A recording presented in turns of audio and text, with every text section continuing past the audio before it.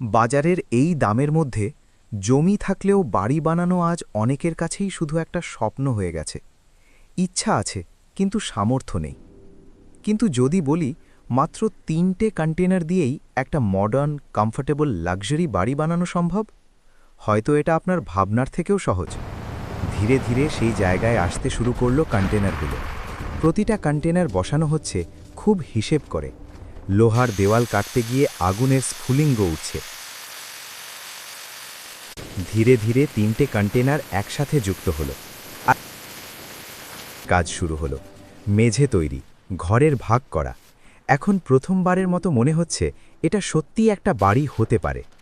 তারপর electrical, plumbing, এই কাজগুলো বাইরে থেকে দেখা যায় না, কিন্তু এগুলোই ঠিক করে দেয় একটা বাড়ি কতটা আরামদায়ক হবে।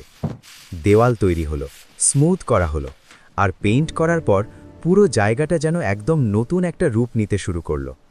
টাইলস বসানো হলো, সিলিং তৈরি হলো, আর যখন লাইট জ্বলে উঠল, এক মুহূর্তেই সব কিছু বদলে গেল।